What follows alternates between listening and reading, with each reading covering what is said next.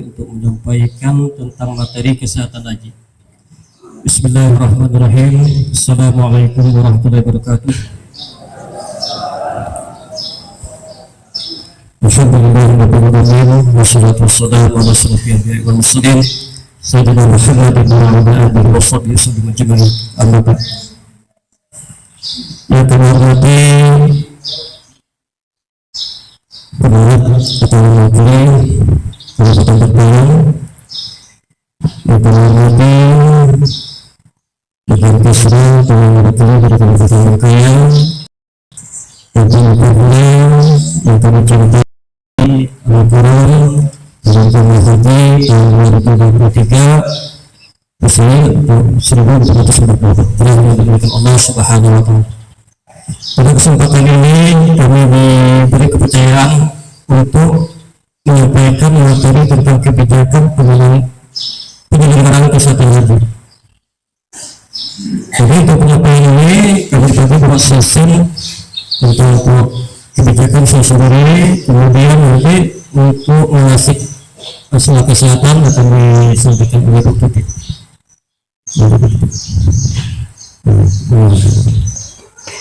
Berbicara tentang kebijakan haji, ini kita lihat prinsip kesehatan haji. Ada 3 prinsip. Yang pertama adalah pembinaan, yang kedua pelayanan, yang ketiga perlindungan. Yang pada hakikatnya nanti jemaah haji dapat menjalankan ibadahnya tanpa membahayakan diri sendiri dan orang lain. Ini 3: pembinaan, pelayanan, perlindungan. Ini diatur menurut Undang-Undang Nomor 8 Tahun 2019 tentang penyelenggaraan ibadah haji dan umroh. Kemudian juga Undang-Undang Nomor 36 Tahun 2009 tentang kesehatan preventif atau pencegahan, promotif atau mempromosikan, bisa kita promosi, kuratif pengobatan, dan rehabilitatif. Ini adalah untuk perbaikan setelah selesai dilakukan pengobatan. Jadi beberapa tindakan kesehatan ini ada 4 hal yang perlu dilakukan di bidang kesehatan. Yang paling penting adalah upaya kita untuk mencegah jangan sampai terjadinya penyakit. Ini disebut juga dengan preventif.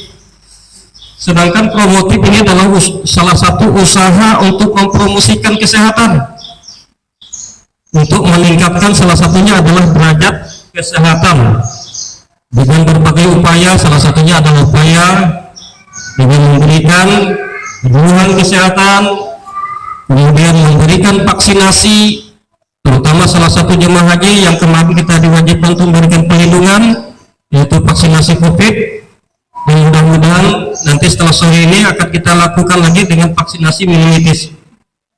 Kemudian upaya-upaya kuratif itu baik dilakukan di puskesmas ataupun rumah sakit apabila ada calon jemaah haji yang sakit.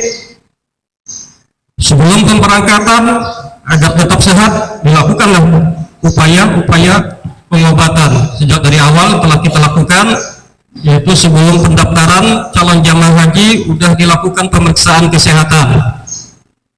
Kemudian saat tunggu juga dilakukan pemeriksaan kesehatan juga. Saat pemberangkatan juga akan dilakukan pemeriksaan kesehatan dan pembinaan. Kemudian rehabilitatif adalah merupakan upaya untuk memulihkan kembali setelah selesai dilakukan pengobatan. Mungkin lanjut Bu Tuti, kalau waktu kita dibagi. Nah ini bapak-bapak, ibu-ibu, faktor-faktor penyelenggara kesehatan haji di Indonesia.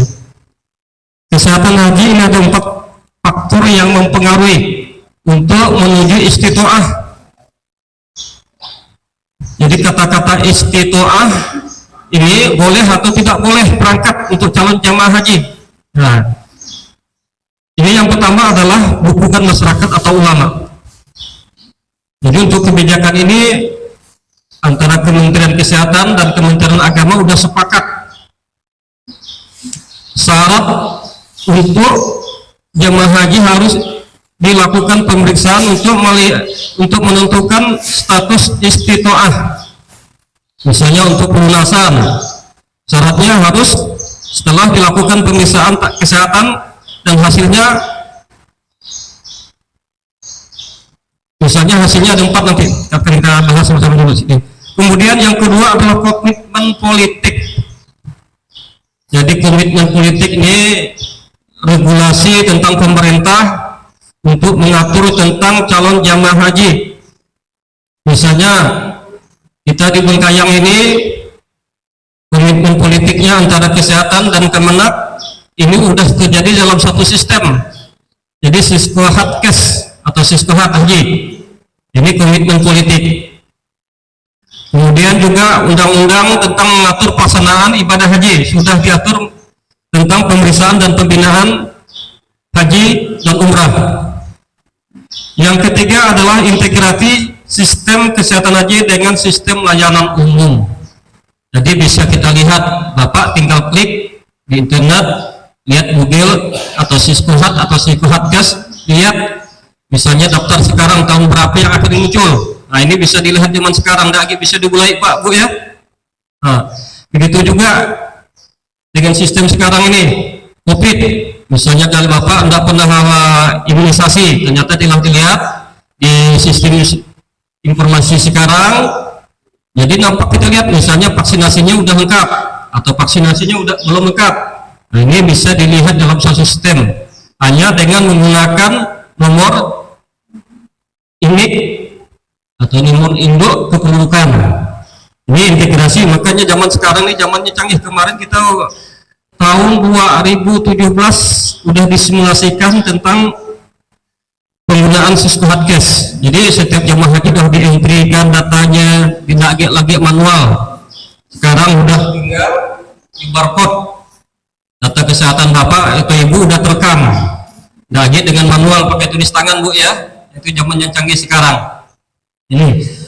Kemudian yang keempat adalah pengetahuan sikap perilaku masyarakat jemaah haji ini juga akan mempengaruhi kesehatan haji.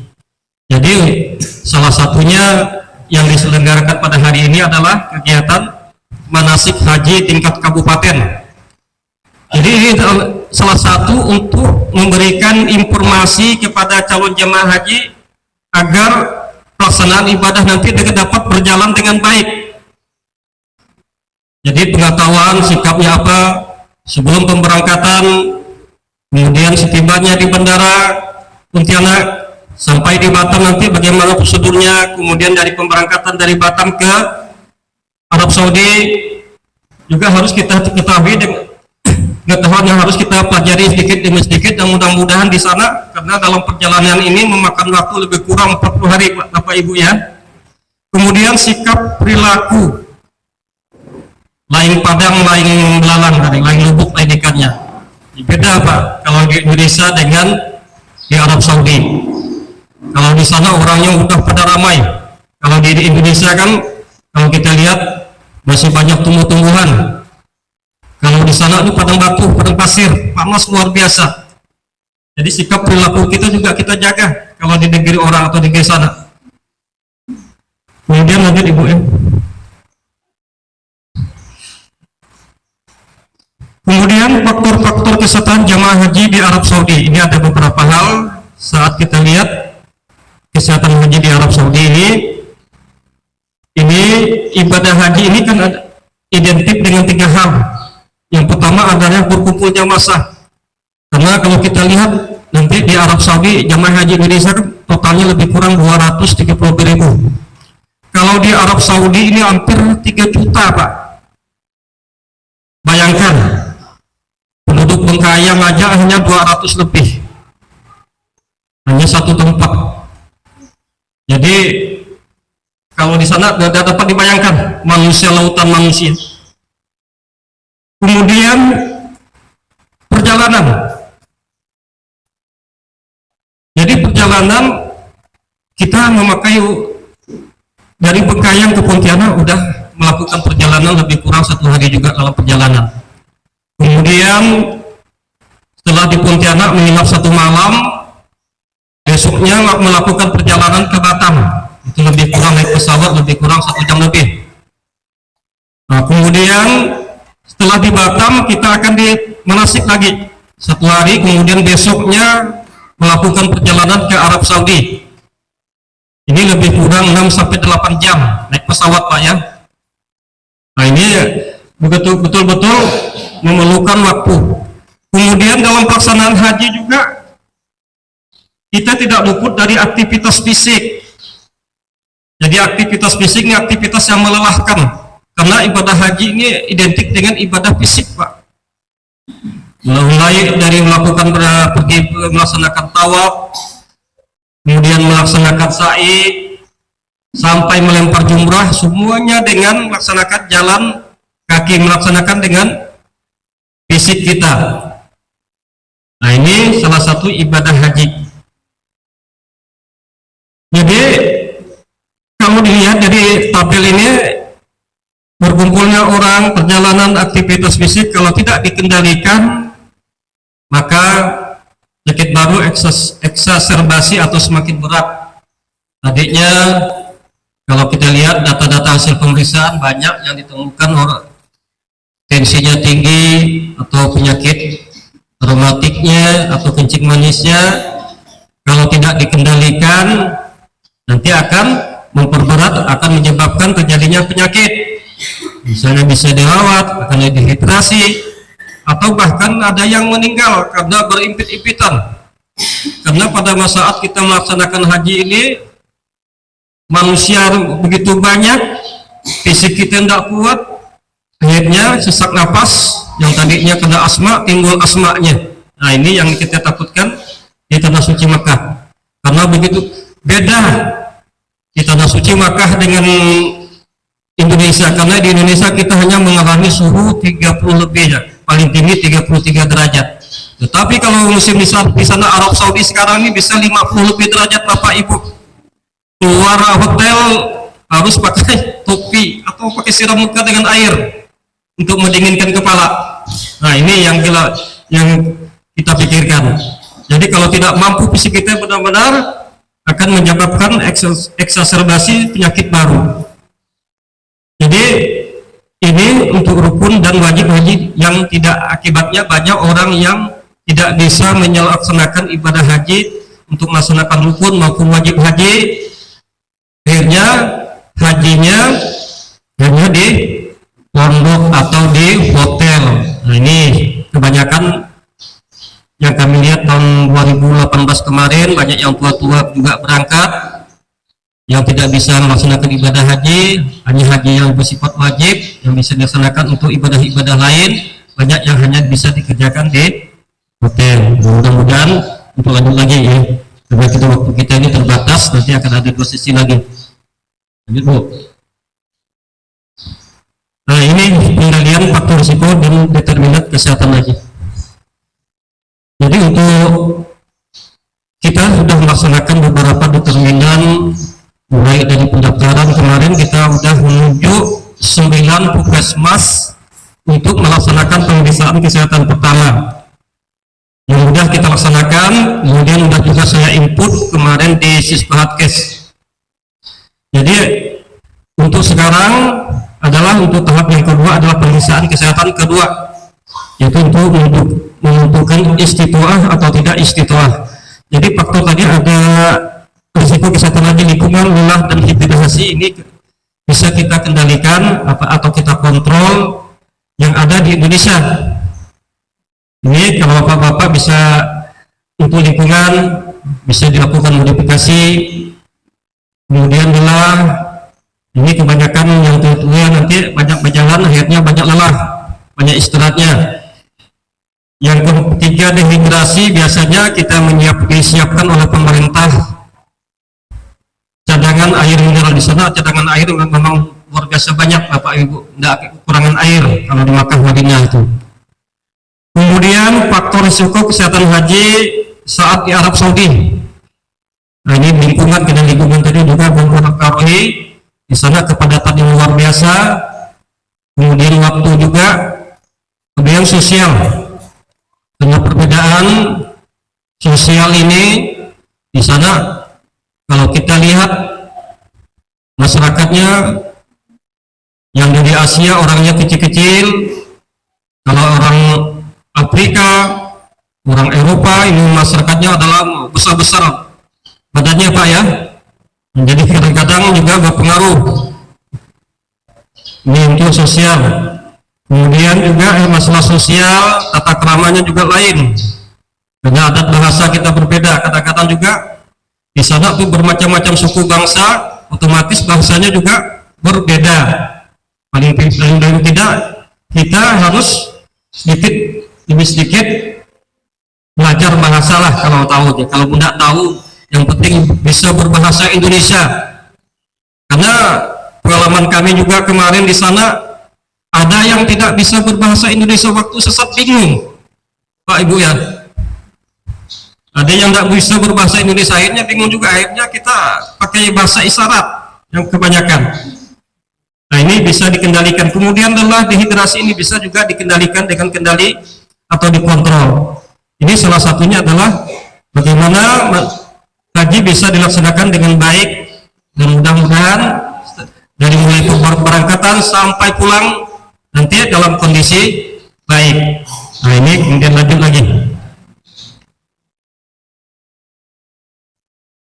Nah, teori faktor risiko memang susah juga ya. Ini faktor X dan faktor Y. Jadi status kesehatan jemaah haji adalah faktor intrinsiknya, faktor dari dalam, ini bisa dikendalikan. Kemudian sumber Y ini adalah faktor risiko kesehatan atau faktor ekstrinsik, faktor dari luar, juga bisa dikendalikan melalui intervensi, melalui penguatan pelayanan kesehatan dan pengobatan. Ini pada tahap pertama yang telah kita lakukan pada masa-masa tunggu dan masa keberangkatan. Kemudian intervensi melalui bimbingan dan pengendalian faktor risiko kesehatan haji serta pelayanan dan pengobatan penyakit. Nah, ini sebelum masa tunggu dan masa keberangkatan telah kita lakukan baik di puskesmas maupun di rumah sakit. Jadi ini teori ini bisa untuk meningkatkan status derajat kesehatan bagi calon jemaah haji kalau kita betul-betul memperhatikan. Kemudian lanjut lagi. Nah, ini kemudian penyaluran haji dan faktor risiko kesehatan yang mempengaruhinya tadi, faktor risiko di embarkasi, mulai dari faktor embarkasi, kemudian faktor risiko embarkasi dan keberangkatan, ini faktor risiko di Arab Saudi, dan faktor risiko di embarkasi setelah kepulangan. Jadi pada saat penyakit kronis, perilaku hidup sehat bisa ditekan, kemudian pola makan, aktivitas fisik, jarak tempuh, kelelahan, stresor, kemudian psikososial, kepadatan usia, gizi, penyakit menular, ini bisa kita kendalikan. Kemudian faktor risiko di Arab Saudi ini iklim cuaca. Nah, ini yang jadi kendala kita di sana. Kebanyakan kalau kita datang ke sana karena perubahan dari iklim panas dari iklim tropis ke iklim panas, otomatis di sana kita banyak yang tadinya tidak batuk. Yang paling kita lihat di sana biasanya penyakit batuk kronisnya, batuk tak bulanan biasanya. Jadi semua jemaah biasanya datang ke sana tuh pasti batuk, jarang yang nggak batuk. Kenapa tadi? Karena perubahan status sosial tadi. Biasanya kita nggak bisa pakai AC, akhirnya masuk ke hotel semuanya ber AC Pak ya, Bu. Kalau mesti di sana hotelnya pakai AC semua. Nah, coba-coba sekarang dibiasakan. Akhirnya nanti kering malam, keluar hotel panas, minum kuat, akhirnya terjadilah radang, akhirnya semuanya batuk. Kemudian juga biasanya di sana ini kaki, telapak kaki, tangan pecah-pecah akibat panas, dehidrasi. Ini tidak luput nih Pak ya, biasanya sampai berdarah karena sandalnya lupa. Kadang-kadang kita pergi ke Masjidil Haram, tadinya bawa sandal, akhirnya balik nggak bersandal, akhirnya menginjak batu yang panas, pecah kaki. Di sana tuh banyak sekali yang gitu kejadian, akhirnya kaki berdarah-darah akibat panas. Nah, ini juga salah satu faktor yang mempengaruhi dari jemaah haji. Kemudian aktivitas fisik, jarak tempuh, kelelahan, stresor, psikososial, usia gizi. Ini setelah risiko debarkasi dan kepulangan. Setelah pulang haji nanti pun kita pantau juga bapak-bapak, ibu-ibu. Setelah pulang haji kita lihat, kita pantau selama 14 hari setelah pulang, apakah ada penyakit-penyakit pembawa dari sana. Kalau ada penyakit yang bawaan dari sana harus segera dilaporkan. Nah, ini kalau tidak ada, alhamdulillah jadi sehat. Nah ini lanjut lagi berikutnya. Nah di muka penyelenggaraan kesehatan haji. Ini kemarin sudah ada kesepakatan paling rendah 18 tahun atau sudah menikah. Kemudian memenuhi persyaratan kesehatan. Yang ketiga melunasi BPIH. Kemudian belum pernah menunaikan ibadah haji atau sudah pernah paling singkat 10 tahun sejak ibadah haji terakhir. Kemarin yang B ini ada kawan kita yaitu Bapak Haji Arifin, karena udah belum sampai 10 tahun, karena syaratnya tadi harus 10 tahun, akhirnya tidak bisa berangkat tahun ini. Yang udah terdaftar dan melakukan pemeriksaan. Tapi dilihat dari data Siskohat, namanya nggak agak muncul. Nah ini kesepakatan untuk istitoah ini berdasarkan surat edaran Direktur Jenderal WHO nomor 4001/2018. Kemudian Permenkes nomor 15 tahun 2015 Permenkes nomor 26 tahun 2015 mengatur pemeriksaan dan pembinaan kesehatan bagi haji agar dapat memenuhi syarat istitoah kesehatan. Ini lanjut masih. Nah ini jemaah haji atau meninggal, kemudian lagi. Ini untuk pemeriksaan kesehatan tahap kedua. Sebenarnya kita untuk dari tahap pertama ke tahap kedua ini minimal 6 bulan. Karena kita baru dapat kuota haji akhir Februari kemarin. Jadi untuk pemeriksaan kesehatan pertama baru kita laksanakan bulan Maret. Dari bulan Maret sampai bulan April, kawan-kawan yang di Puskesmas. Untuk pemeriksaan kedua, saya minta kemarin kawan-kawan pesanannya adalah bulan Mei. Nah, jadi setelah dilakukan pembinaan pertama, dilakukan pemeriksaan kesehatan kedua. Ini untuk pemeriksaan kesehatan tahap kedua ini ditetapkan untuk memenuhi syarat istitoah kesehatan haji. Kalau satu orangnya sehat, tidak ada masalah kesehatan, jadi memenuhi syarat istitoah kesehatan haji. Kemudian yang kedua, istitoah yang kedua memenuhi syarat istitoah kesehatan haji dengan pendampingan. Dengan pendampingan ini ada 3 orang, alat atau obat-obatan. Jadi kebanyakan kemarin dari syarat pemeriksaan kesehatan pertama, karena pemeriksaan pertama kita melihat resiko tinggi atau tidak resiko tinggi. Jadi kalau dengan alat-alat, misalnya Pak John, nah, bisa juga dengan bawa kursi roda atau bawa apa namanya, tongkat ya. Kemudian obat-obatan biasanya kalau bapak-bapak obat-obat darah tinggi biasanya sering yang harus rutin diminum seperti Katofil atau Amlodipin. Kemudian ada yang kencing manis biasanya itu metformin atau insulin. Nah ini juga harus wajib, yang tidak boleh tidak harus dibawa. Nah, kemudian bisa juga obat-obat lain untuk menghilangkan rasa nyeri. Jadi nanti bapak-bapak atau ibu-ibu kalau yang ingin membawa obat, mohon nanti minta didaftarkan ke puskesmasnya masing-masing untuk saya entrikan. Kalau tidak dientri di sekolah kes tidak bisa dibawa Pak ya. Nah, tiba-tiba bawa obatnya banyak, jadi temuan, dikembalikan lagi. Nah nanti minta resepnya dokter, minta tuliskan apa-apa obat yang dibawa selama 40 hari dalam perjalanan. Nah, kalau yang telah ada di diagnosa penyakit. Kemudian tidak memenuhi syarat istitoah kesehatan haji untuk sementara. Kemudian yang keempat, tidak memenuhi syarat istitoah kesehatan haji. Nah ini untuk melihat syarat istitoah kesehatan haji untuk sementara ini ya. Yang pertama, tidak memiliki sertifikat vaksinasi internasional yang sah. Kemarin kita telah menyelesaikan vaksinasi COVID, minimal ada kebijakan pemerintah untuk berlaku perjalanan minimal pelaksanaan sampai vaksin yang ketiga booster. Nah ini dulu-dulunya bisa dilakukan PCR, hanya 2 kali vaksin atau sekali vaksin bisa, tetapi sekarang tidak lagi bisa. Nah ini kebijakan pemerintah.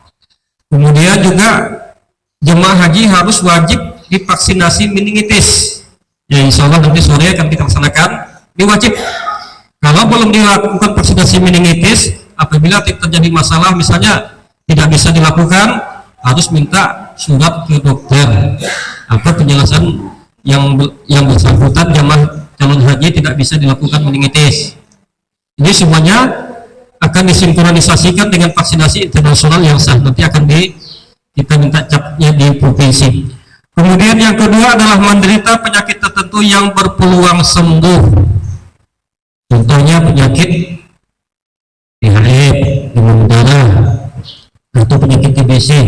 TBC biasanya setelah melakukan pengobatan, karena misalnya masa aktif itu 1-2 bulan.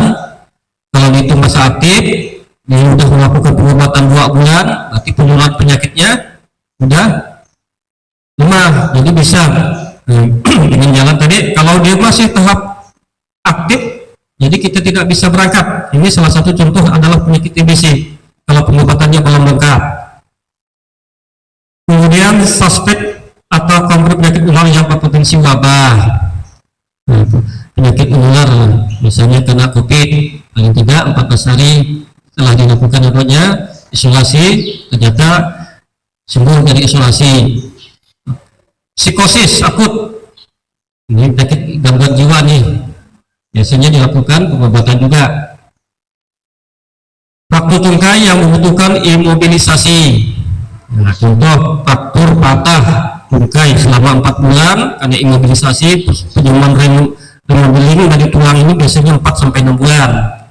Tetapi setelah 4-6 bulan dinyatakan sembuh oleh dokter, pertemuan tulang bagus, nah bisa melakukan berangkat. Tetapi tiba-tiba sebelum berangkat tiba-tiba tabrakan patah, nah ini tidak bisa juga berangkat, tidak bisa dipaksakan Pak Ibu ya.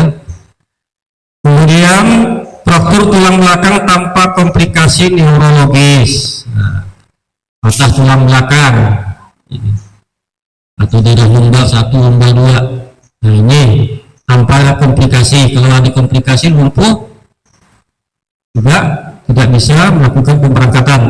Nah ini yang ketiga, ini hamil yang diprediksi usia kehamilan pada saat keberangkatan kurang dari 14 minggu. Jadi pada saat usia kurang dari 14 minggu, tetapi misalnya tiba-tiba sekarang ibu hamil saat berangkat, nanti akhirnya, nah ini juga bagaimana nanti pengaturan untuk kehamilan, akhirnya nggak jadi juga berangkat, karena nanti di Batam dicek lagi bapak ibu-ibu ya, biasanya langsung dicek dengan pipet test lagi. Kalau itu ibu-ibu yang masih produktif, kalau dinyatakan positif hamil, akhirnya dipulangkan lagi. Hanya kasihan ibu yang telah daftar, telah melunasi. Nah, ini jadi sampai sekarang betul-betul dilihat, ditanya semuanya juga data-datanya, alhamdulillah masih hamil semua untuk ibu-ibu yang produktif. Lanjut. Kemudian untuk istitoah yang keempat ini tidak memenuhi syarat istitoah kesehatan haji. Nah ini ada 4 kondisi klinis yang dapat mengancam jiwa, antara lain penyakit paru obstruksi kronis PPOK atau derajat 4, karena kanker paru-paru udah derajat 4, yang tinggal diponis dokter, tinggal nunggu Senin Kamis itu berangkat. Kemudian gagal jantung stadium 4, gagal ginjal kronik stadium 4 dengan peritoneal dialisis atau cuci darah seminggu sekali. Nah, ini bahaya Pak ya. Kemudian AIDS stadium 4 dengan infeksi opportunistik. Nah, kemudian stroke hemoragik luas, stroke dengan pendarahan di otak yang luas, kadang-kadang tidak sadar. Nah ini kalau stroke masih kaki lumpuh, bisa masih roda tidak juga masalah, tapi kalau masih kondisinya bagus. Nah ini yang tidak dianjurkan, karena hal-hal yang demikian menyusahkan petugas juga Pak, karena repot di sana tuh. Yang tadinya nggak pergi berhaji, akhirnya ngurus orang sakit, lupa dengan mengerjakan ibadah haji. Nah di sana kita udah masing-masing ngurus sendiri. Kemudian yang kedua, gangguan jiwa berat atau lainnya, skizofrenia, demensia berat, dan retardasi mental berat. Nah ini takutnya di sana kalau yang gini-gini kan Kalau membunuh orang kan susah, orang nggak sadar, orang gila, apapun bisa dibuat. Lupa, yang paling kebanyakan di sana ini adalah banyak hilang ingatan. Yang tadi kadang-kadang tanya udah nggak tahu dengan masyarakat yang lain, tetapi ini yang ditakutkan, demensia berat. Lupa, bisa demensia ini adalah ingatannya menurun sampai nggak bisa mengenal diri sendiri. Kemudian gangguan jiwa berat antara lain adalah skizofrenia berat, demensia berat, dan retardasi mental berat. Lanjut lagi. Nah, ini kita beri gambaran tentang Kota Haji Provinsi Kalimantan Barat tahun 2023. Kalau dilihat yang Kabupaten Bengkayang ini adalah nomor 3 terakhir. Kalau kita lihat tadi data saya tanya, penambahan data awal kita 59 orang untuk reguler, 1 orang untuk lansia. Jadi Kalimantan Barat ini adalah lebih kurang 2000 lebih untuk Kota Kalimantan Barat. Nah, ini kita menduduki Kabupaten Bengkayang, ini adalah urutan yang ke 8 nih. Ini nomor 3 terakhir. Nah, ini betul. Nah, ini kota ini Kabupaten Bengkayang. Kalau kita lihat tahun Bengkayang dari tahun 2019 itu lebih kurang, intervalnya 2019 50 lebih juga, 63 orang. Kemudian tahun 2020 sebenarnya kita dapat kota 62, tapi akibat COVID akhirnya kota kita ditiadakan 2020-2021. Jadi yang 2020 diberangkatkan ke tahun 2022 berjumlah 29 orang, nah, lebih kurang 33%. Kemudian tahun 2023 kota kita lebih kurang 61, tapi tadi saya tanya ada penambahan lagi untuk calon jemaah haji kita. Yang dilihat ini sekolah ini totalnya 66 orang. Nah, mudah-mudahan kawan karena tadi berkecimpung untuk pelunasan memang repot sekali akhir-akhir bulan ini. Lanjut tadi Bu Tuti. Ini calon jemaah haji asal kecamatan Kabupaten Bengkayang tahun 2023. Kalau dilihat per kecamatan, memang kecamatan Sungai Raya karena jumlah 13 orang, kemudian 17 orang, Sangalidu lebih kurang 10 orang, Bengkayang 7 orang, Lidu 65 orang, kemudian Menterabu 5, Sungai Raya 5, Samalantan ada 3, Umar ada 2, dan Jagai Babang 1. Nah, ini pemerataan untuk Kabupaten Bengkayang. Nah, ini calon jemaah haji menurut jenis kelamin. Kalau lihat laki-laki di 55% dan perempuan 45%. Nah, ini lebih banyak dominan laki-laki bapak ibu ya. Dan mudah-mudahan nanti kalau laki-lakinya banyak, memang untuk bantu ibu-ibu, untuk membawa ibu tawaf, untuk menjaga-jaga yang telah membawa perbekalan dalam perjalanan. Ini ada calon menurut usia. Jadi lebih dari 36. Ini lansianya lebih tinggi Pak. Tahun ini kita banyak untuk lansia di atas 60 tahun, lebih dari 50%. Jadi otomatis petugas sangat berat tahun ini. Karena tahun kemarin untuk lansia tidak ada lagi. Tahun kemarin kan tahun 2022. Jadi yang berangkat di bawah tahun umur 60. Jadi yang sekarang banyak yang di atas 60 tahun sampai usia yang tertinggi 80 tahun lebih. Nah, mudah-mudahan sehat lah, tidak ada masalah. Amin. Lanjut. Nah, ini kalau kita lihat jemaah haji risiko tinggi berdasarkan jenis kelamin Kabupaten Bengkayang. Ini 61% ini adalah laki-laki dan 39% perempuan yang mempunyai masalah risiko tinggi. Dilihat dari umur, dilihat dari penyakit dan gejala. Nah, ini juga berat sekali juga menyakitkan. Lanjut ya. Nah, ini hasil pemeriksaan kemarin.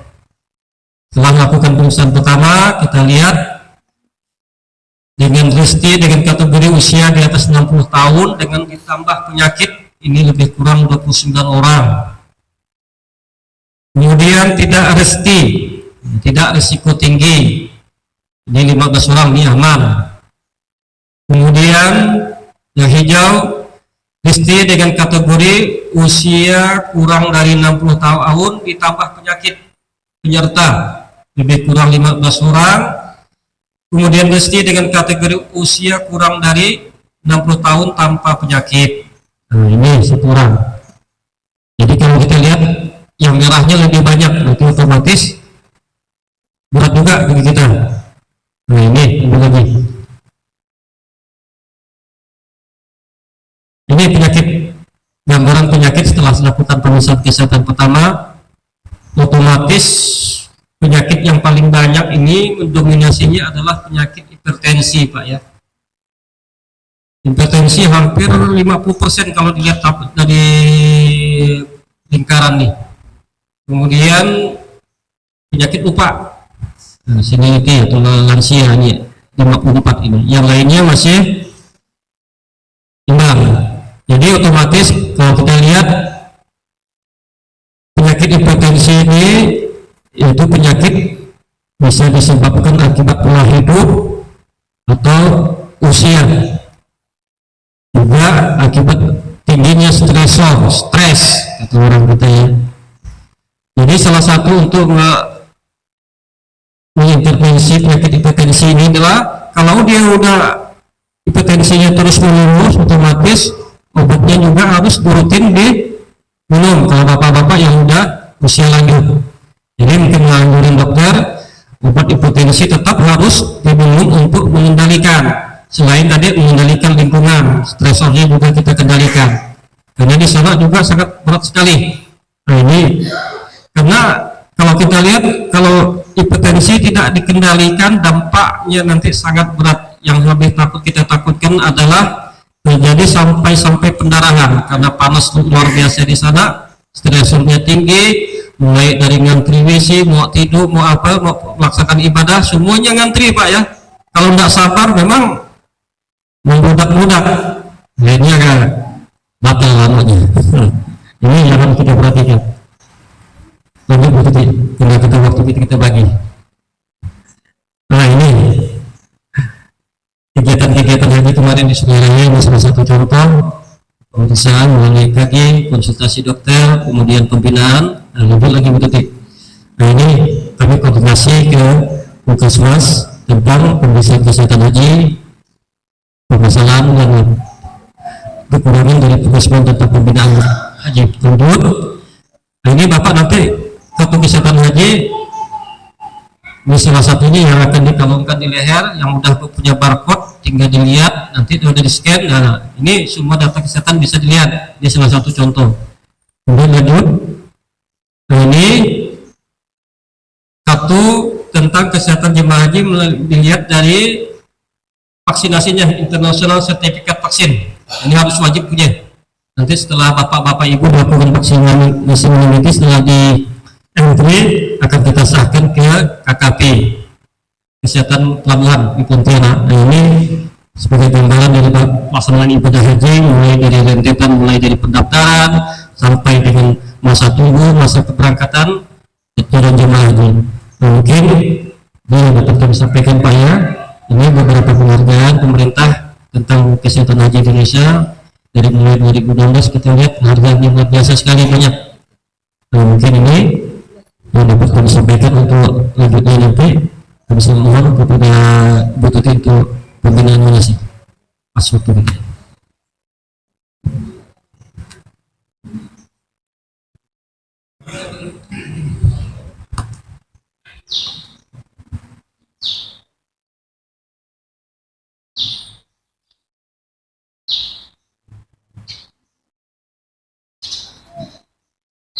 Assalamualaikum warahmatullahi wabarakatuh. Alhamdulillah masih semangat bapak-bapak ibu-ibu. Masih semangat. Jam-jam kritis ya soalnya Mak ya. Udah habis ba'da zuhur, kemudian udah pada makan.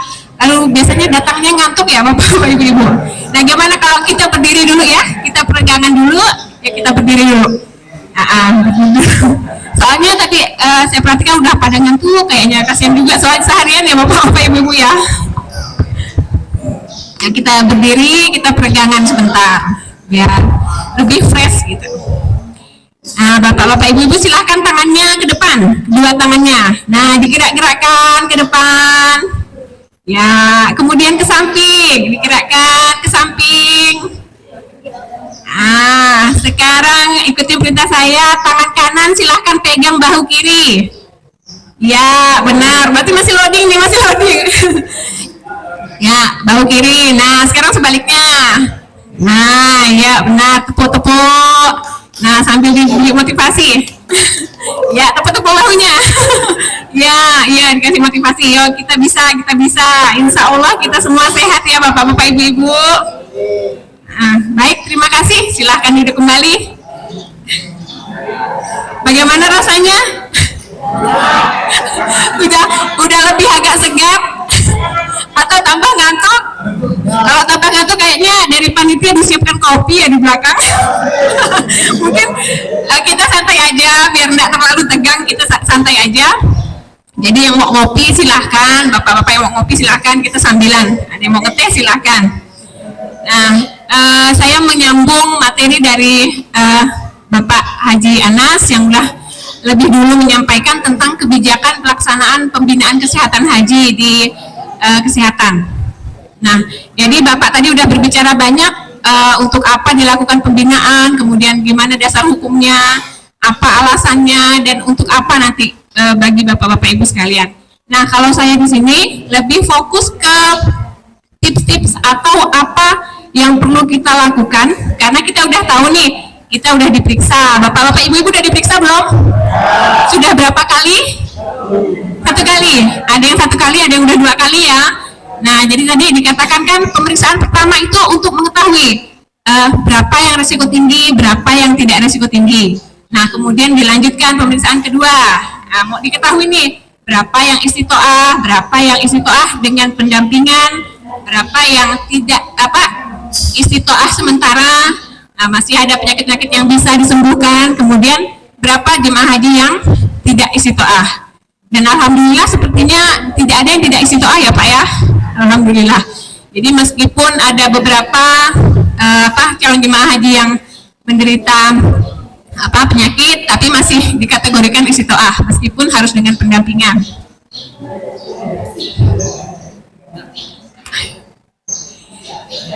Nah, di materi kita lebih kepada manasik kesehatan ini, apa-apa yang harus disiapkan.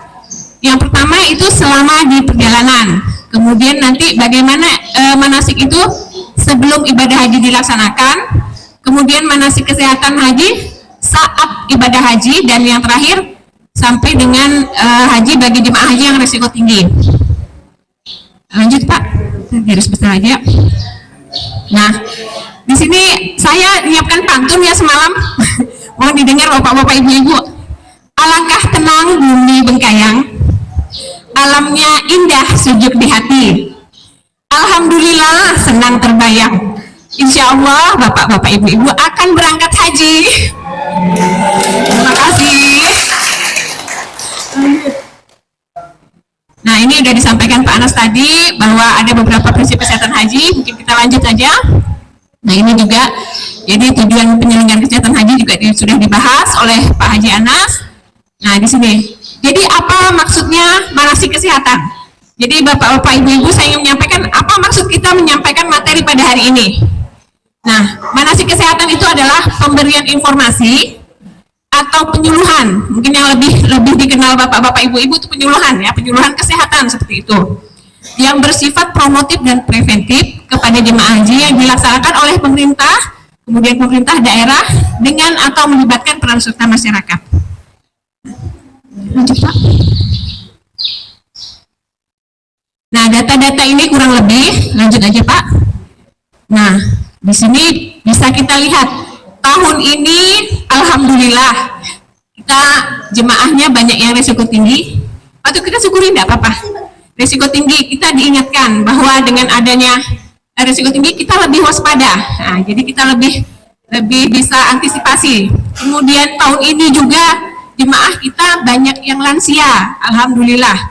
Akhirnya bisa berangkat juga kan bapak-bapak ibu-ibu yang sudah tertunda, mungkin diuji kesabarannya tahun kemarin karena ada kebijakan pemerintah bahwa untuk yang 65 tahun ke atas ditunda dulu demi kebaikan bersama. Karena kemarin kan kita tahu semua bahwa pandemi COVID masih sedang tinggi-tingginya, jadi memang pemerintah berupaya untuk menjaga seperti itu, jangan sampai jemaah haji yang lansia itu karena secara fisik kan mungkin lebih rentan untuk tertular, makanya dibuatlah kebijakan seperti itu. Tapi alhamdulillah tahun ini bisa berangkat. Lanjut.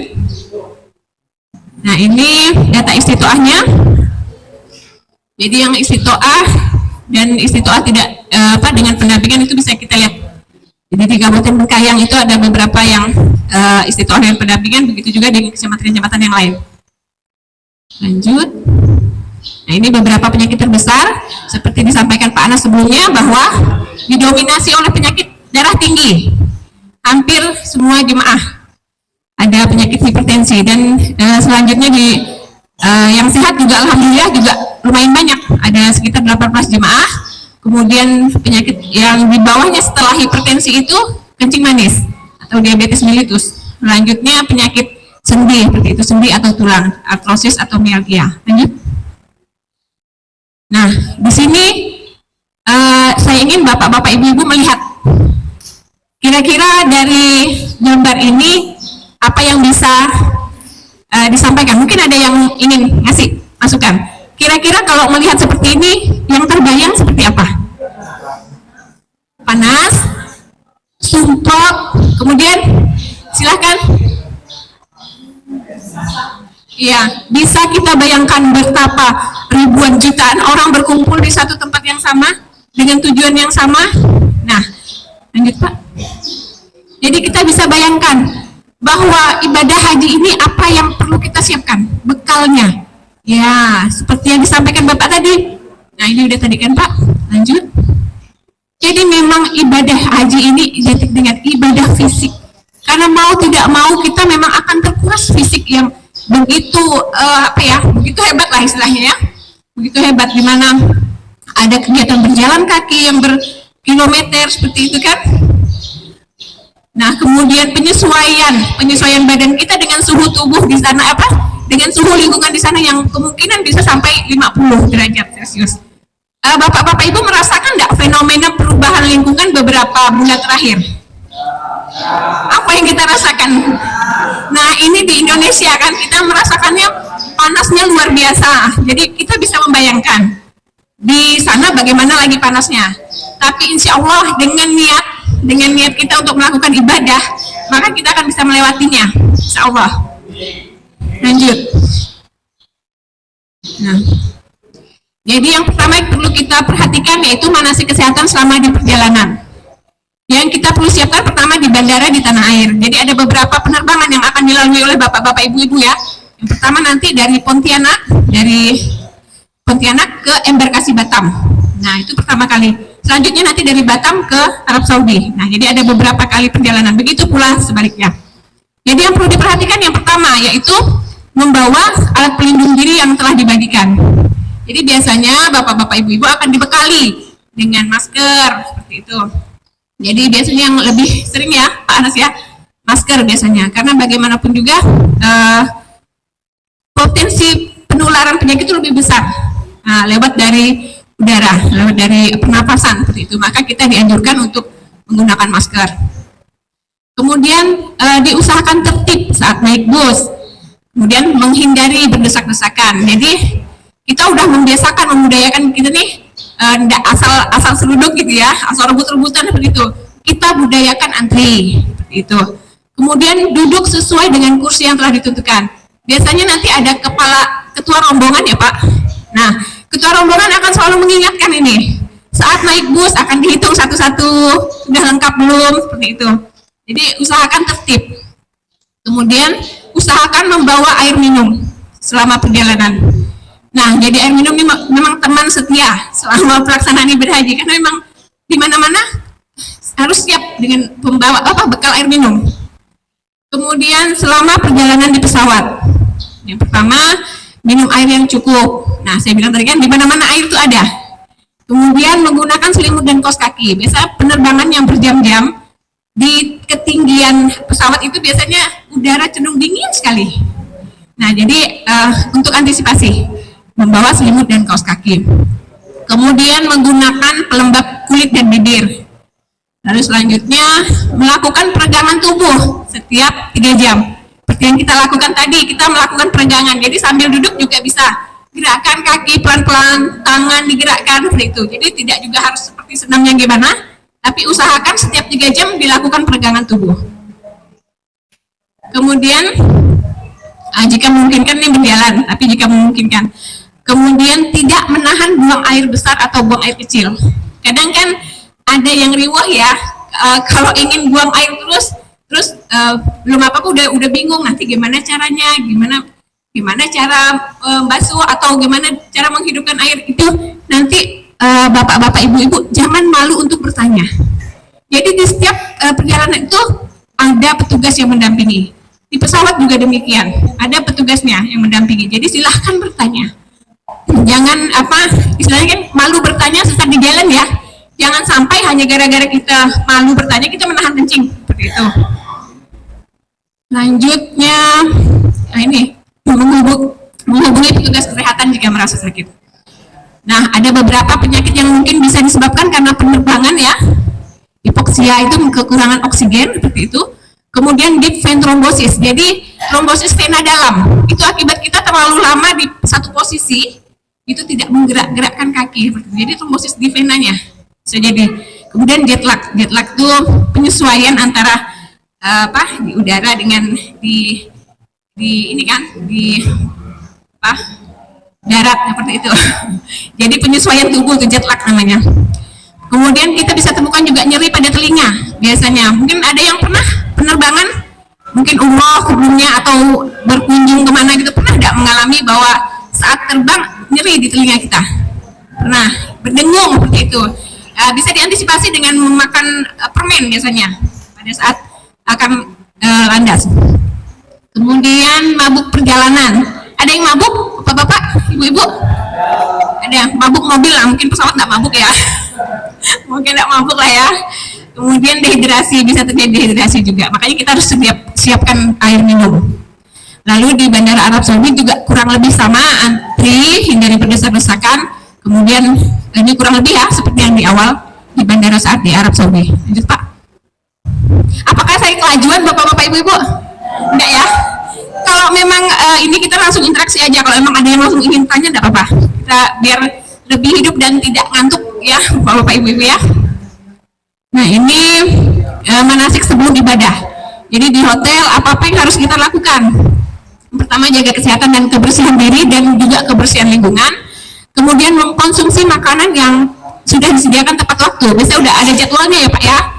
Nah sudah ada jadwalnya 2 kali kata Pak. Jadi saat tiba jadwal konsumsi dibagikan, yaitu kita sebisa mungkin mengikuti jadwal itu. Kemudian istirahat yang cukup, tidur minimal 6-8 jam. Kemudian minum air putih 5-6 botol, di mana satu botolnya isinya 600 ml. Kalau kita tahu gelas minuman kita, kurang lebih yang disampaikan ibu tuh ditunjukkan, kurang lebih seperti itu, bisa 600 ml. Nah itu 5-6 minimal tuh Pak, Bu. Ya, jadi harus kita perhatikan kecukupannya. Karena apa, di sana sangat panas dan kemungkinan dehidrasi, penguapan dari tubuh kita tuh tinggi sekali. Jadi memang harus diganti istilahnya. Jadi ada yang keluar dalam bentuk keringat, dalam bentuk penguapan, harus kita ganti dengan banyak minum. Nah di masjid juga seperti itu. Pastikan kondisi sehat saat melaksanakan ibadah. Kemudian membawa peralatan ibadah sendiri. Jadi udah dibekali kan bapak-bapak ibu-ibu kan, bukan nanya apa semua sendiri kan ya. Kemudian ibadah sesuai kemampuan. Jangan sampai kelelahan. Jadi kita bisa mengukur diri kita. Kalau kita ngerasanya kurang fit, ya kita membatasi. Seperti itu. Jadi kita memang harus menjaga kesehatan. Nah, kemudian juga memakai alat pelindungan diri seperti masker, payung, kacamata. Selanjutnya saat ziarah, membawa dan memakai alat pelindung diri itu juga sama. Nah, seperti yang disampaikan Pak Haji Anas tadi, semprotan wajah.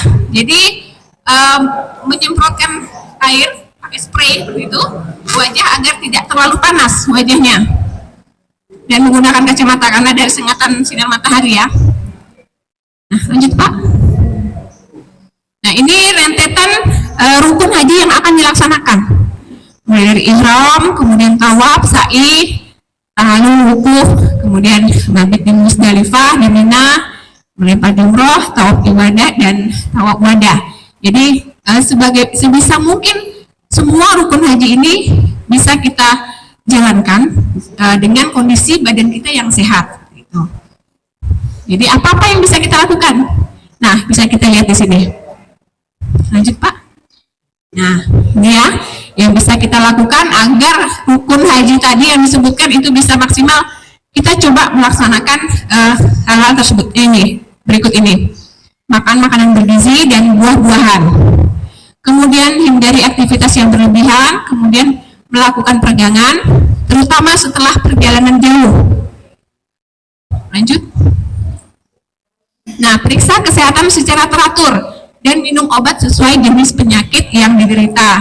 Bapak-bapak, ibu-ibu, jadi yang memang sudah tahu dengan kondisi penyakit yang diderita, jadi memang harus membawa bekal. Misalnya ada yang menderita hipertensi atau kencing manis, itu biasanya dibekali oleh dokter obat-obat yang harus dikonsumsi setiap hari. Jadi itu diminum secara teratur. Ya. Jadi jangan kan kadang ada mitos tuh minum obat sering nanti takutnya ginjalnya rusak atau apa. Justru dengan tidak meminum obat itu yang akan membahayakan. Jadi tidak usah terlalu takut seperti itu. Ya.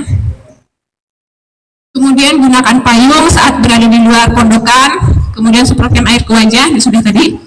Lanjut Pak. Ini minum air putih dan air zam-zam. Ini stoknya banyak sekali, nggak usah khawatir. Jadi air zam-zam di mana-mana ya Pak ya. Soalnya gini bapak-bapak, ibu-ibu, kalau Pak Haji Anas ini udah menjalaninya langsung. Kalau saya kan hanya sebatas teori ya Bapak. Jadi kita langsung klarifikasi sama yang sudah pernah melaksanakan ibadah haji seperti itu. Lebih afdol gitu kan. Kemudian gunakan masker, jangan lupa. Kemudian gunakan alas kaki juga. Gunakan alas kaki, usahakan cari alas kaki memang yang nyaman dipakai. Nah, kenapa? Karena tadi menghindari kan misalnya terlalu sempit, itu bisa risiko untuk kaki kita luka. Jadi dihindari yang seperti itu. Jadi dicari yang pas ukurannya, yang nyaman dipakai. Nah, ini hindari kontak langsung dengan unta, seperti foto bersama unta. Mungkin ada yang penasaran ya, jadi pengen foto dekat-dekat unta seperti itu. Kalau bisa dihindari. Karena biasa orang Indonesia ini kan rajin selfie ya. Dan unta mau selfie dengan unta seperti itu. Kalau bisa dihindari karena kita mengantisipasi penyakit apa yang dari hewan seperti itu juga. Kemudian bagi wanita yang masih menstruasi dianjurkan untuk konsultasi dengan dokter untuk mengatur siklus haidnya. Tapi kemarin ada pengalaman ini dari bidan yang berangkat di tahun kemarin.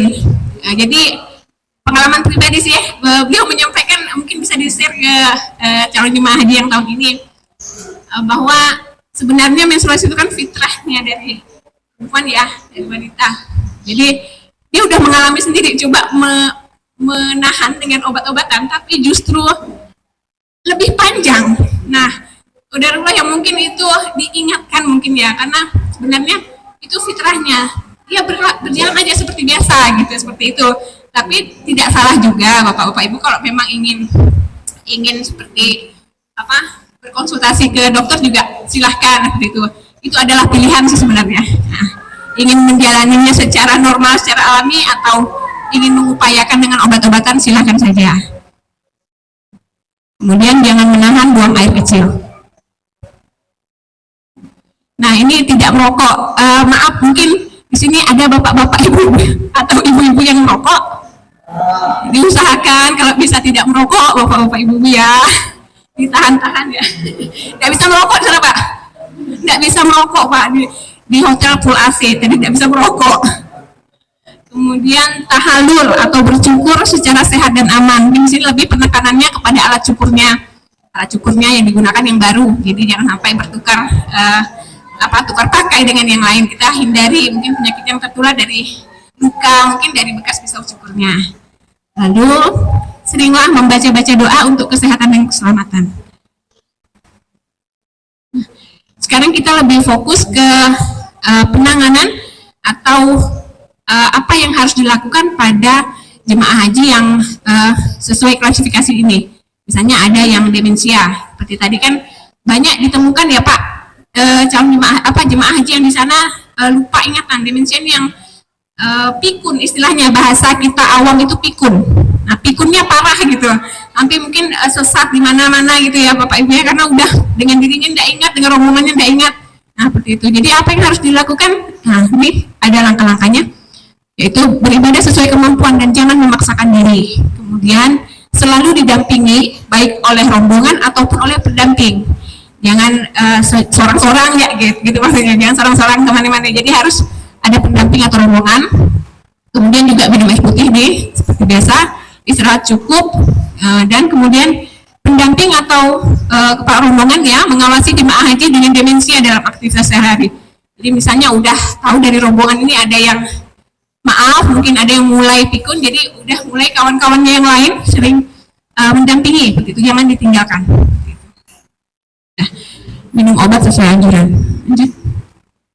Ini inkontinensia urin, jadi bahasa awamnya itu beser, udah nggak bisa menahan hasrat buang air kecil. Nah, itu namanya inkontinensia urin. Itu bagaimana caranya? Yang pertama, jangan menahan kencing. Kemudian minta bantuan petugas untuk mendampingi saat ke toilet, cuci tangan pakai sabun setelah menggunakan toilet, kemudian menggunakan popok dewasa selama berada di pesawat atau ibadah di masjid. Lalu membawa kantung urin bila tidak ada, hubungi petugas kesehatan. Jadi bapak-bapak ibu-ibu tidak usah khawatir, di sana selalu ada petugas kesehatan yang mendampingi. Nah, mulai dari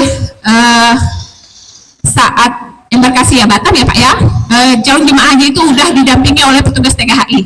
Ada 1 orang dokter, 1 orang perawat ya Pak. Iya, 2 ya. 1 orang dokter dan 2 orang perawat. Jadi apapun masalah tentang kesehatan jangan sungkan untuk bertanya, sampaikan saja kepada mereka. Lanjut Pak. Nah, ini kalau ada jemaah haji yang menderita diabetes mellitus atau kencing manis, apa-apa yang harus dilakukan? Istirahat tidur yang cukup, jangan memaksakan diri, kemudian konsumsi makan ini kurang lebih ya, secara umum kurang lebih. Yang lebih spesifiknya untuk yang ada kencing manis, silahkan lakukan pemeriksaan gula darahnya secara rutin kepada petugas kloter. Nah, jadi biar tahu, kita biasanya kan ada pemeriksaan gula darah sewaktu. Nah, silahkan dilakukan paling enggak 2 kali dalam seminggu nanti, untuk mengetahui stabil enggak gula darah kita. Jangan tiba-tiba terlalu tinggi atau terlalu rendah, karena itu berbahaya. Nah, makanya tadi selain dari itu kan kita obat-obat jangan sampai putus. Jadi obat yang dibekalkan oleh petugas kesehatan saat kita berangkat itu upayakan mencukupi sampai dengan selesai ibadah haji.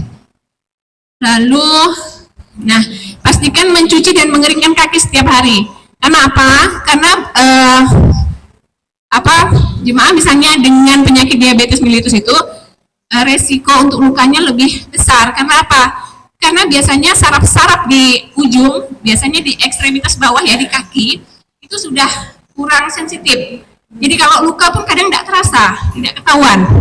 Nah, itu dia. Jadi kita memang harus menjaga kebersihannya, sendal tidak sempit, seperti itu. Memotong kuku jangan terlalu pendek. Nah, kita hindari faktor-faktor resiko itu. Lalu memakai alas kaki yang nyaman dan gunakan pelembab kulit, mencegah pecah-pecah di kaki. Mungkin bisa dibekal nanti semacam hand body seperti itu, lotion untuk di kaki, untuk menjaga kelembaban kulit di kaki. Lanjut Pak. Udah. Nah, ini yang menempati urutan paling atas tadi ya, dari data pemeriksaan kita berdasarkan pemeriksaan kesehatan tahap 1 dan 2. Jadi untuk hipertensi, nah ini benar-benar mungkin diperhatikan. Yang pertama, minum obat secara teratur, kemudian makan makanan bergizi dan seimbang, hindari kafein dan hindari minuman bersoda. Lalu istirahat cukup, minum air seperti biasa, lakukan pemeriksaan tekanan darah secara rutin ke petugas kloter ya. Jadi tidak usah sungkan cek tensinya ya, paling tidak 3 kali dalam seminggu ya. Kemudian hindari kelelahan dan kelola stres. Kadang kita udah berusaha nih minum obat seperti apa, kadang yang bikin memicu darah kita naik, kadang stres itu juga sangat besar pengaruhnya. Jadi biarpun minum obat, tapi kalau stres kita tidak dikelola sama juga bisa juga memicu naiknya tekanan darah. Ini penyakit jantung koroner. Secara umum sama ya, intinya obat teratur dan rajin konsultasi ke petugas kloter. Udah ya? Nah, ini penyakit paru kronik, mungkin ada yang sakit asma ya, ada yang menderita asma, juga termasuk penyakit kronik.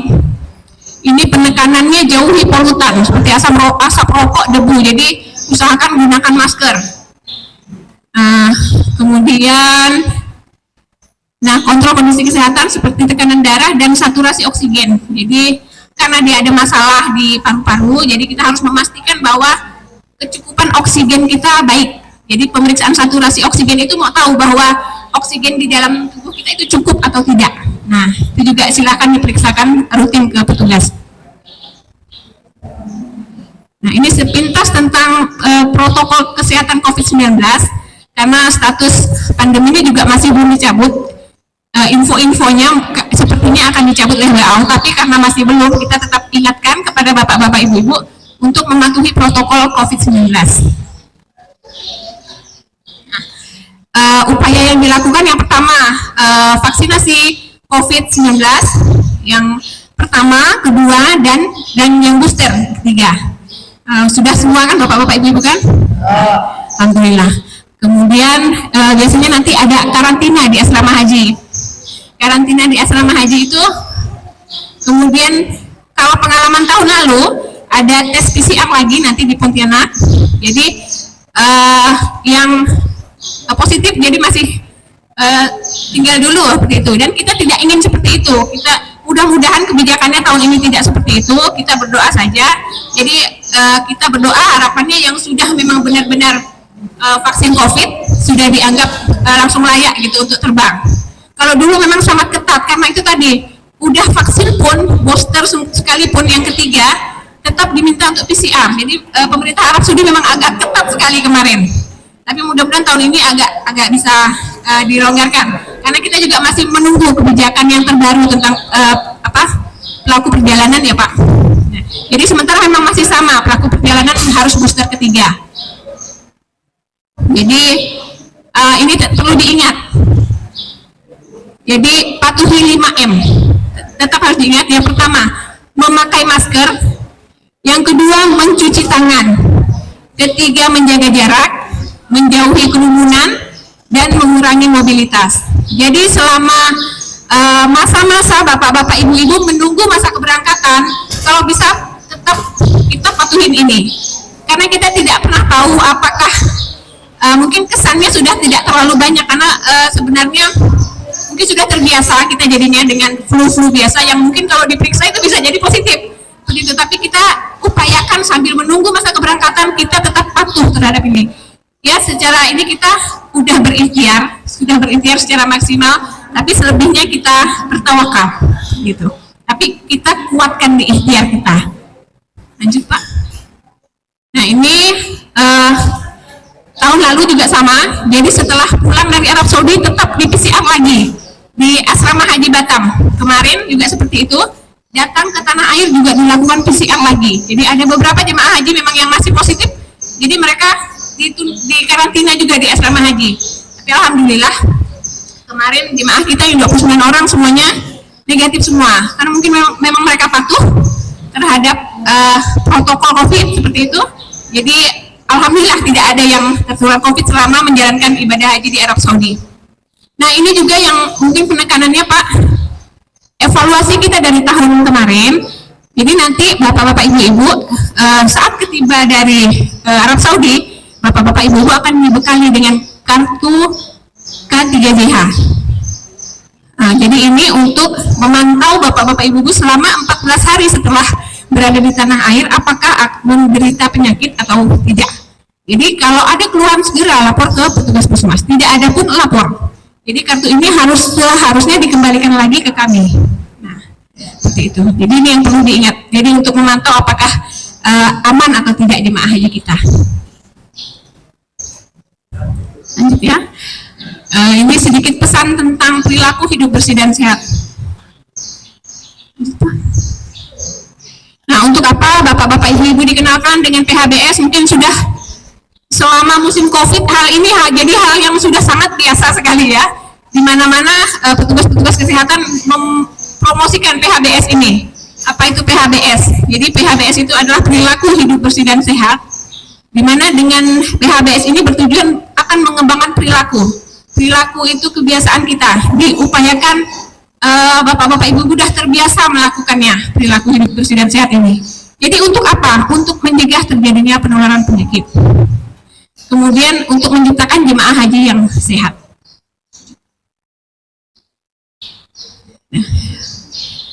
Ini upayanya yaitu melibatkan keluarga agar jemaah dan keluarga agar tahu, mampu berperan.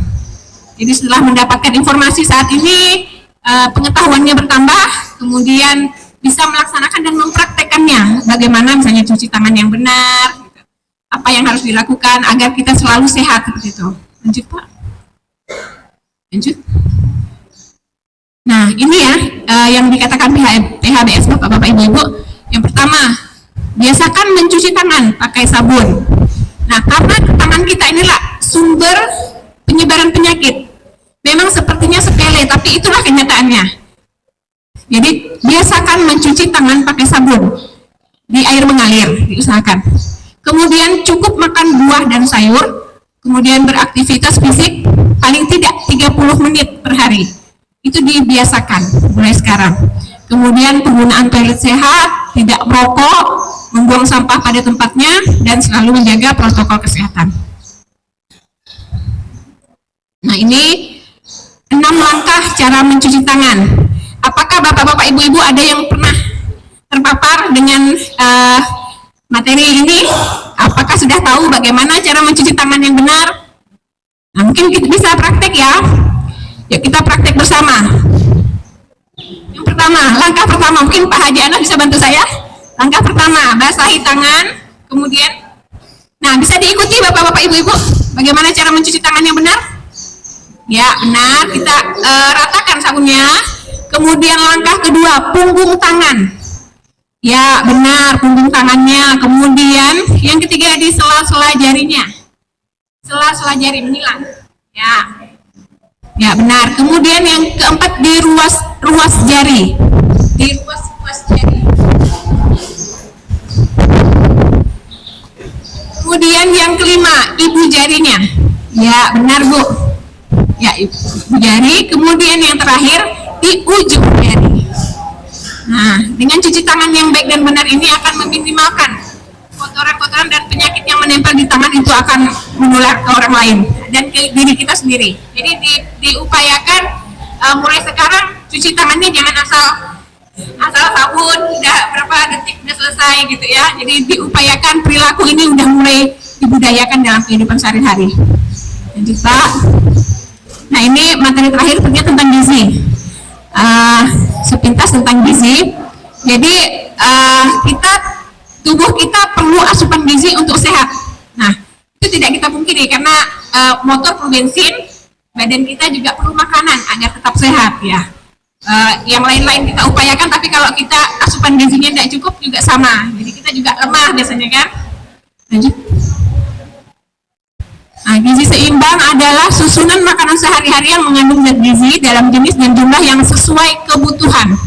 Jadi bukan makan asal banyak atau asal kenyang seperti itu, tapi harus sesuai dengan kebutuhan kita. Jadi berbeda antara individu satu dengan individu yang lain, itu kebutuhannya beda. Apalagi misalnya ada jemaah haji yang ada penyakit, jadi itu dietnya istilahnya, menu susunan makanannya itu berbeda antara satu dengan yang lainnya. Lanjut Pak. Nah, tujuannya mempertahankan dan meningkatkan kesehatan dan kondisi tubuh sebelum, selama, dan sesudah melaksanakan ibadah haji. Ini ada pesan gizi di Indonesia ya. Jadi bagaimana sebaiknya isi piring kita saat makan. Jadi ada program yang namanya Isi Piringku, yaitu program untuk memahami porsi makan yang tepat untuk memenuhi kebutuhan gizi. Jadi yang terbagi dua bagian. Yang pertama, 2/3 itu adalah diisi dengan karbohidrat. Karbohidrat itu bisa nasi, kentang, ubi, seperti itu.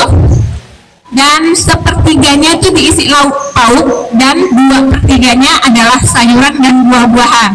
Jadi bukan banyak nasinya, tapi itu kita lihat kan nasi dan sayur aja sama bagiannya 2/3 dan lauknya 1/3. Jadi itu diupayakan begitu ya. Mungkin ada yang nggak suka sayur atau buah, mulai diupayakan sekarang udah menyukai sayuran dan buah-buahan seperti itu. Kemudian dibarengi juga dengan minuman yang cukup, minimal 2,5 liter atau 4 botol per hari. Itu sudah mulai dibiasakan. Mungkin ada yang saat ini tidak biasa minum banyak, mungkin sehari hanya bisa berapa gelas, diupayakan sekarang udah dibiasakan. Kecuali ada kontraindikasi penyakit ya dari dokter, misalnya penyakit jantung atau ginjal, itu kan ada beberapa yang memang dibatasi minum. Kecuali itu. Ini contoh, bisa dilihat menu-menunya, familiar di kita ya, nasi putih atau penggantinya. Kalau nggak bisa nasi, mungkin yang diabetes atau kencing manis bisa mengganti dengan kentang. Telur dadar biasalah ya, tempe goreng. Di contoh menu pagi selalu ada buah-buahan, biarpun sepotong pepaya, pisang. Kita cari buah-buahan yang memang selalu ready lah ya, yang nggak susah kita dapatkan. Ini contoh makan siang dan makan malam bisa dimulai ditiru. Nah, ini beberapa untuk diet diabetes yang bisa dilakukan, bisa dilihat. Lanjut Pak. Nah, ini memang untuk beberapa kondisi jemaah yang memerlukan perhatian khusus dari dietnya. Nah, misalnya di sini dengan penyakit penyerta, misalnya diabetes atau hipertensi, batasi asupan gula. Jadi gula itu kurang dari 4 sendok teh per hari. Nah, kalau kencing manis, gula hanya dibolehkan sebagai bumbu, dihindari gula murni, dihindari. Karena nasi juga akan menjadi gula produk akhirnya. Kemudian batasi asupan garam, garam 1 sendok teh per hari. Nah, mungkin yang biasa makannya suka asin, itu mulai diperhatikan ya, untuk asupan garamnya juga diperhatikan. Lalu untuk penderita hipertensi tidak diperbolehkan lagi mengkonsumsi semua makanan atau minuman olahan yang tinggi natrium. Ikan asin, misalnya itu juga ke keripik-keripik misalnya yang ada garamnya yang banyak itu dihindari karena natriumnya tinggi sekali. Batasi asupan lemak dan minyak, maksimal boleh 5 sendok teh aja hari. Kemudian untuk penderita penyakit jantung koroner tidak dibolehkan lagi mengkonsumsi makanan yang diolah secara digoreng. Kalau memang ada yang menderita penyakit jantung, itu diupayakan makannya dikukus atau rebus, lebih aman, hindari minyak. Ini pesan gizi selama di perjalanan. Jadi kita yang pertama menghindari kopi, teh, dan minuman bersoda. Kenapa? Karena jenis minuman ini akan mudah merangsang kandung kemih kita. Jadi mungkin pengalaman bapak-bapak ibu-ibu kalau minum teh, kenapa ya kalau minum teh atau kopi rasa ingin buang air ini jadi sering? Karena tadi zat kafein itu akan merangsang saluran kencing, lebih ke kandung kencingnya. Jadi kita rasanya ingin buang air terus, gitu. Lalu minum air putih minimal 200 ml per jam. Lalu membatasi konsumsi makan minuman yang banyak menghasilkan gas sebelum atau selama penerbangan. Ada jenis-jenis makanan yang memang akan membuat produksi gas berlebihan. Seperti kita kalau makan nangka, kemudian sayur kol, ubi, durian, itu membuat kembung, begah, dan itu dihindari. Karena untuk kondisi lansia biasanya pergerakan usus itu udah mulai tidak normal ya, seperti itu. Jadi lebih memungkinkan dia menumpuk di saluran pencernaan, jadi kembung, nanti rasanya tidak enak seperti itu. Jadi kita hindari itu selama di perjalanan. Nah, ini selama di Arab Saudi yang perlu diperhatikan, konsumsi makanan tepat waktu. Kemudian perhatikan label kemasan. Maksudnya ini, makan siang itu disediakan jam berapa, itu masih bagus dikonsumsi sampai jam berapa, itu selalu diperhatikan. Yang sampai makannya udah lewat karena kita tidak selera makan, mungkin tidak suka tidak sesuai rasa menunya seperti itu ya, jadi udah lewat baru kita makan seperti itu, jadi dihindari seperti itu. Lalu minum air putih seperti biasa, minum air zam-zam. Juga sama, hindari makanan mengandung kafein dan minuman bersoda. Membawa makanan ringan. Nah ini perlu juga ya untuk bekal. Jadi membawa makanan ringan seperti permen, gula atau kurma saat beraktivitas berat, dan konsumsi jika mengalami gejala hipoglikemi. Jadi kita rasanya kalau kurang gula dalam darah itu rasanya keringat dingin, kejujuran kan kadang kalau kelelahan, nah, bisa kita konsumsi kurma, permen begitu. Jika tidak ada penyakit kencing manis ya.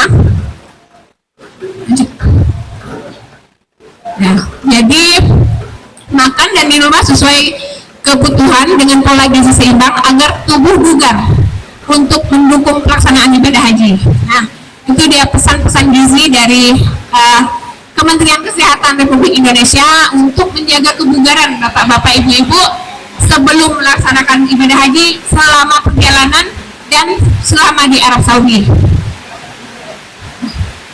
Nah, ini masalah-masalahnya yang biasa ditemukan karena masalah gizi ya, dehidrasi karena kurang cairan, kemudian bisa jadi hipoglikemi karena terlalu lelah, cadangan gula banyak terpakai jadi gula jadi turun, itu hipoglikemi. Kemudian kelelahan, kurang nafsu makan, dan keracunan makanan. Dan kita sampai di akhir hujan pun turun. Nah, kita sudah ada kesimpulan ya Bapak-bapak, Ibu-ibu ya. Jadi karena ibadah haji ini merupakan ibadah fisik, maka kita siapkan fisik yang prima mulai dari sekarang. Lalu diharapkan semua Bapak-bapak, Ibu-ibu untuk mengikuti saran yang sudah kami berikan. Jadi sedapat mungkin kita maksimalkan ikhtiar kita. Jadi apa-apa yang sudah Bapak sampaikan, kemudian yang saya sampaikan itu merupakan pesan-pesan dari Kementerian Kesehatan agar Bapak-bapak, Ibu-ibu dapat melaksanakan ibadah hajinya secara maksimal. Saya tadi berpantun saat di awal, jadi penutup saya mau berpantun lagi ya Bapak-bapak, Ibu-ibu ya. Hobi pantun namanya. Jika suntuk main kelayang, tali diulur jangan diikat. Untuk semua jemaah Bengkayang, kami doakan mabrur dan sehat. Jadi akhirul kalam saya akhiri, wabillahi taufiq wal hidayah. Wassalamualaikum warahmatullahi wabarakatuh. Mohon maaf jika terdapat kesalahan atau kekurangan dalam penyampaian yang telah saya sampaikan tadi.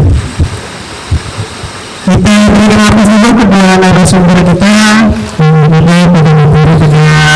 Hari ini ada dua materi yang disampaikan kepada narasumber dari segi undang-undang tentang dan pemberdayaan undang-undang 3 tahun dan tentang kesehatan serta materi pokok dasar terkait tentang kesehatan. Apa yang disampaikan kedua narasumber kita ini mendapatkan pengetahuan, wawasan kita, dan serta